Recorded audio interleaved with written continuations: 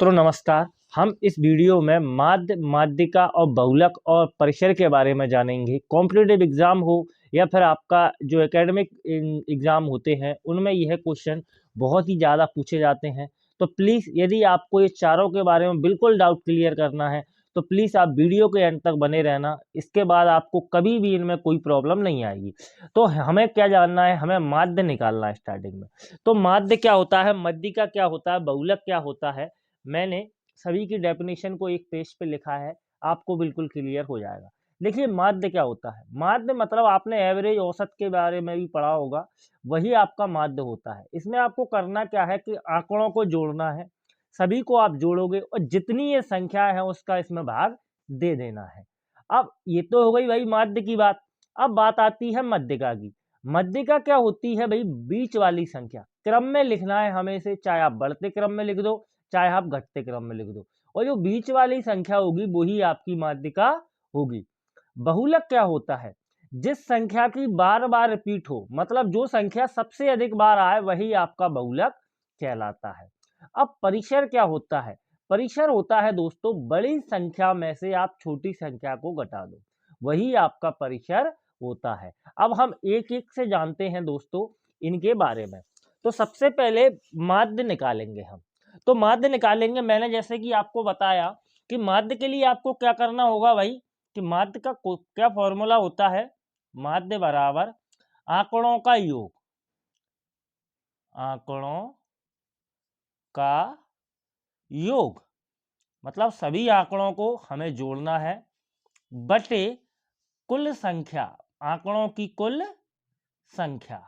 अब दोस्तों इसको हम थोड़ा सा लिख लेते हैं।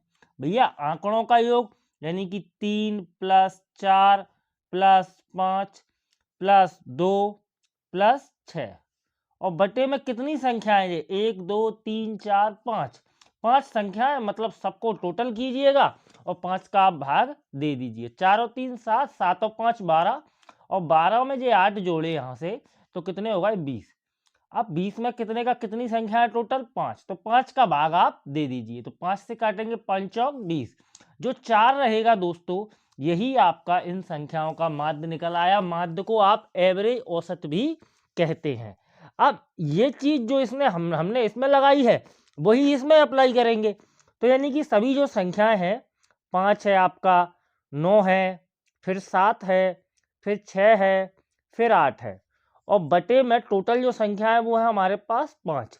9 और 5 को जोड़ा 14, 14 में हमने 7 जोड़े 21, 21 में हमने 6 जोड़े तो ये हो गए आपके पास 27, और 27 में हमने 8 जोड़े तो ये हो गए हमारे 35। तो संख्याओं का जो योग आया, आंकड़ों का योग, वो कितना आया 35। और कुल कितनी संख्या है 1 2 3 4 5, 5 से हमने इसको काट दिया, कितनी बार कटा 7। यानी कि जब इस सवाल के माध्य की बात होगी तो वो कितना होगा 7 होगा। अब दोस्तों ये माध्य के बाद हमारी बारी आती है मध्यिका निकालने की।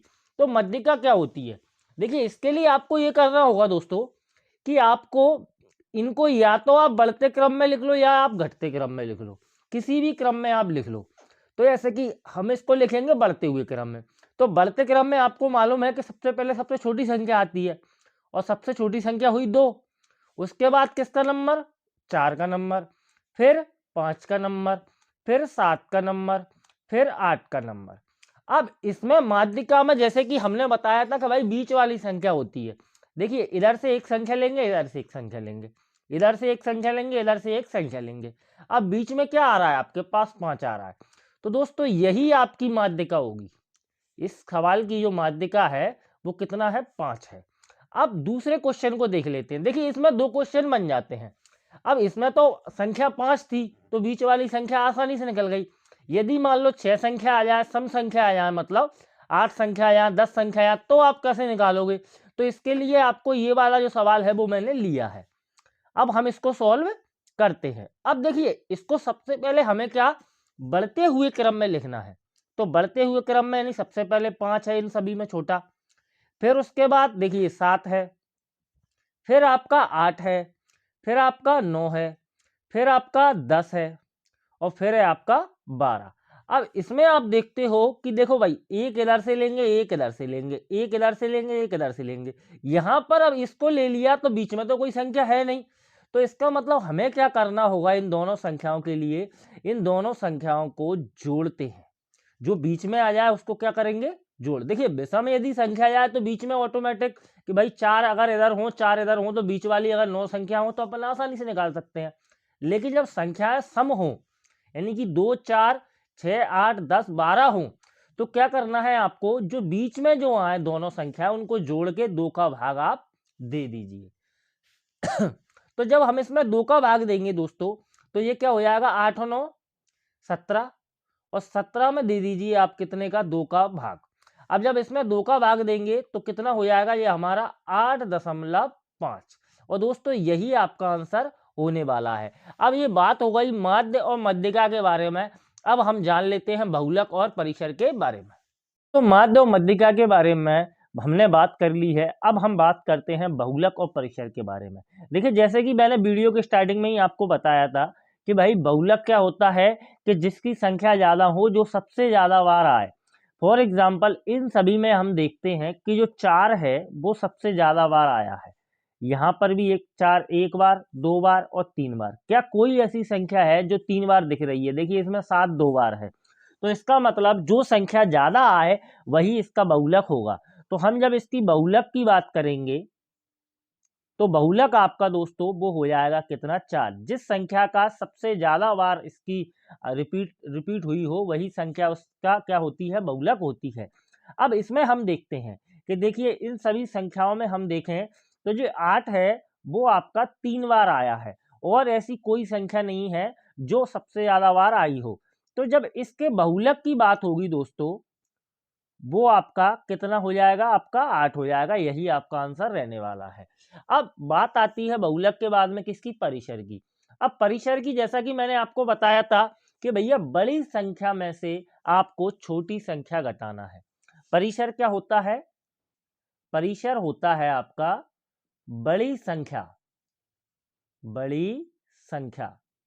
में से आपको छोटी संख्या घटाना है, छोटी संख्या को घटाना है। अब बड़ी संख्या इसमें क्या है, तो आप सभी देखते हो भाई 9 है, और छोटी कितनी है, वो है आपके पास 2।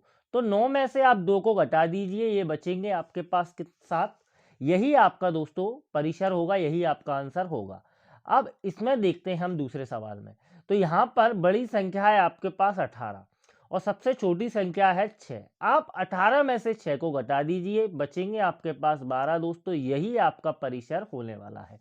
दोस्तों यदि आपको ये चारों बिल्कुल क्लियर समझ में आए हों तो प्लीज़ हमारी वीडियो को लाइक करना एवं हमारे चैनल को सब्सक्राइब करना और अपने दोस्तों को भी इसको शेयर करना। तब तक के लिए नमस्कार।